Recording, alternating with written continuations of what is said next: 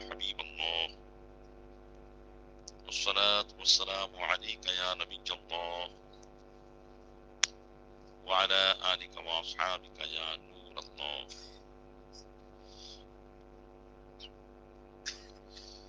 قیامت کے علامات کے تعلق سے درس جاری ہے، سماعت فرمائیے. قیامت کی ایک سب سے بڑی نشانی دجال کا ظاہر ہونا ہے، جو بتایا تھا گزشتہ درس میں بھی کہ نبی کریم صلی اللہ علیہ وسلم نے ارشاد فرمایا کہ علاوہ بڑے دجال کے 30 دجال ظاہر ہوں گے، اور جو 30 ہوں گے بڑے دجال کے علاوہ وہ سب نبوت کے دعوے دار ہوں گے، یعنی دنیا میں آ کر یہ دعویٰ کریں گے کہ وہ نبی ہیں. لیکن جو بڑا دجال ہوگا وہ خدائی کا دعویٰ کرے گا.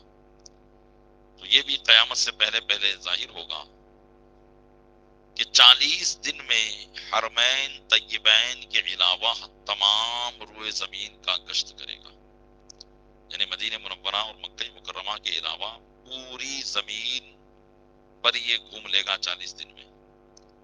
اور 40 دن میں پہلا دن سال بھر کے برابر ہوگا، اور دوسرا دن مہینے بھر کے برابر، اور تیسرا دن ہفتے کے برابر، اور باقی جو دن ہوں گے وہ 24 گھنٹے کے ہوں گے. اور وہ بہت تیزی کے ساتھ سیر کرے گا، جیسے بادل جس کو ہوا اڑاتی ہو. یعنی بادل کس تیزی کے ساتھ جب ہوا تیز چلتی ہے تو بادل چلتے ہیں، اسی طریقے سے وہ پوری روئے زمین کی سیر کرے گا. دجال کا فتنہ بہت سخت ہوگا. ایک باغ اور ایک آگ اس کے ساتھ ہوگی، جن کا نام وہ جنت اور دوزخ رکھے گا. باغ کا نام جنت رکھے گا اور آگ کا نام جہنم رکھے گا. اور جہاں جائے گا یہ بھی اس کے ساتھ ساتھ جائیں گے، یعنی یہ باغ اور آگ اس کے ساتھ ساتھ ہوں گے. مگر وہ جو دیکھنے میں جنت معلوم ہوگی وہ حقیقتاً آگ ہوگی، اور جو جہنم دکھائی دے گا وہ آرام کی جگہ ہوگی. اور وہ خدائی کا دعویٰ کرے گا. جو اس پر ایمان لائے گا اسے اپنی جنت میں ڈالے گا، اور جو انکار کرے گا اسے جہنم میں داخل کرے گا.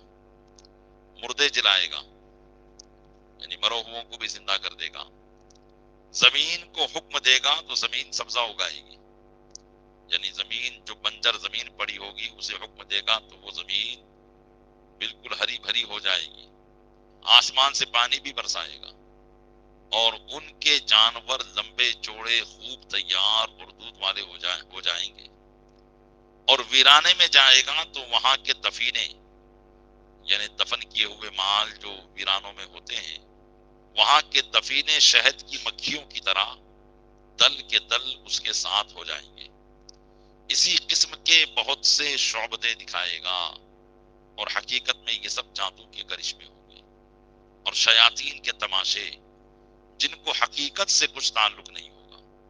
یعنی یہ صرف دیکھنے میں جو ہے بھلی معلوم ہوگی لیکن حقیقت کچھ نہیں ہوگی.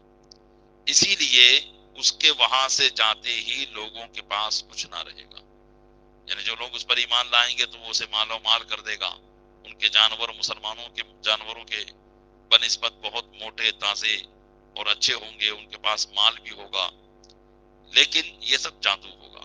اور جیسے ہی وہ اس علاقے سے نکل جائے گا وہاں کے لوگوں کے پاس کچھ باقی نہ رہے گا.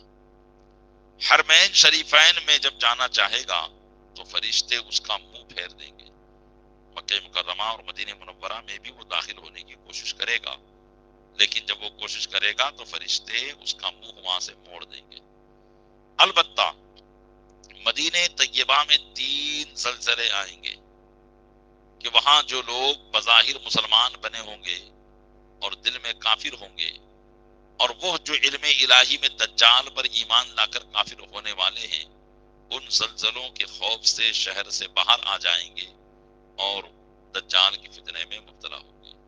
یعنی جس وقت دجال کا نزول ہوگا اللہ تبارک و تعالیٰ مدینہ منورہ میں 3 زلزلے پیدا فرمائے گا، جس کی وجہ سے بظاہر جو مسلمان ہوں گے لیکن حقیقت میں کافر ہوں گے، یا وہ لوگ جو دجال کی فتنے میں مبتلا ہونے والے ہوں گے، وہ وہاں سے بھاگ کر مدینے سے باہر آ جائیں گے.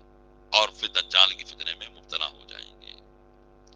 دجال کے ساتھ یہودیوں کی فوج ہوگی، یہودی یہ سارے کے سارے دجال کے ساتھ ہوں گے۔ اس کی پیشانی پر لکھا ہوگا کاف فے رے، یعنی کافر، اور اس کو ہر مسلمان پڑھے گا لیکن کافر کو یہ نظر نہیں آئے گا۔ تو جس پر اللہ کا فضل ہوگا وہ اسے پہچان لے گا فوراً، کیونکہ اس کی پیشانی پر جلی حروف سے یعنی سرخی میں بالکل بڑے بڑے حروف سے کاف فے رے عین لکھا ہوگا۔ جب وہ ساری دنیا میں پھر پھرا کر ملک شام کو جائے گا تو اس وقت حضرت عیسیٰ علیہ نبینا وعلیہ الصلوۃ والسلام آسمان سے دمشق کی جامع مسجد کے پوربی مینارے پر نازل فرمائیں گے، یعنی حضرت عیسیٰ علیہ نبینا علیہ الصلوۃ والسلام جو اس وقت چوتھے آسمان پر ہے، اور اسلامی عقیدے کے مطابق حضرت عیسیٰ علیہ السلام ابھی کل نفس ذائقۃ الموت کے تحت وعدہ الہیہ ان پر نہیں گزرا، یعنی ان پر موت ابھی طاری نہیں ہوئی، اللہ تعالیٰ نے ان کو زندہ آسمان پر اٹھا لیا تھا، تو وہ اس وقت سے لے کر اب تک چوتھے آسمان ہی پر ہیں۔ جب یہ دجال پوری دنیا گھوم کر علاوہ مکہ مکرمہ اور مدینہ منورہ کے ملک شام پہنچے گا تو حضرت عیسیٰ علیہ نبینا علیہ الصلوۃ والسلام دمشق جو ایک ملک شام کا شہر ہے جس کو دمشقس بھی کہتے ہیں، یہ اس کی جامع مسجد کے پوربی مینارے پر جو پورب کی دشا میں ہوگا اس مینارے پر حضرت عیسیٰ علیہ السلام نزول فرمائیں گے۔ صبح کا وقت ہوگا اور نماز فجر کے لیے اقامت ہو چکی ہوگی، یعنی لوگ جماعت کا انتظار کر رہے ہوں گے، اقامت بھی ہو چکی ہوگی۔ حضرت امام مہدی کو کہ اس جماعت میں موجود ہوں گے حضرت عیسیٰ علیہ السلام امامت کا حکم دیں گے۔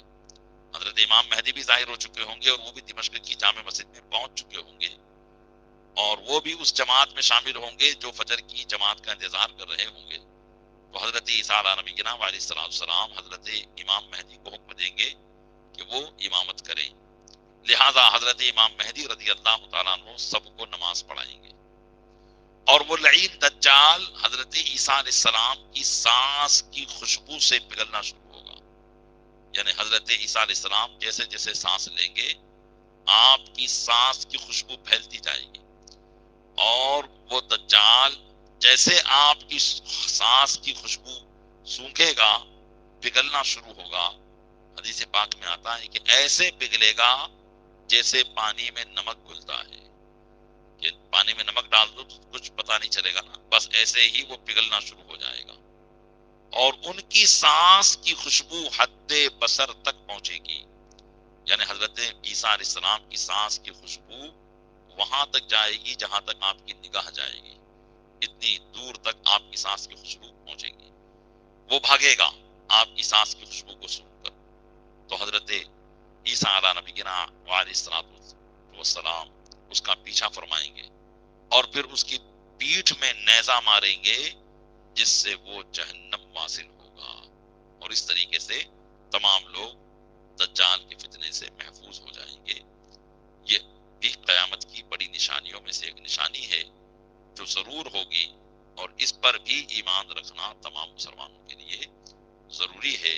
اللہ تبارک و تعالیٰ اپنے محبوب صلی اللہ علیہ وسلم کے صدقے میں ہمیں تمام عقائد اسلامیہ پر قائم و دائم رہنے کی توفیق عطا فرمائے، آمین بجاہ نبی صلی اللہ علیہ وسلم۔ والصلاۃ والسلام علیک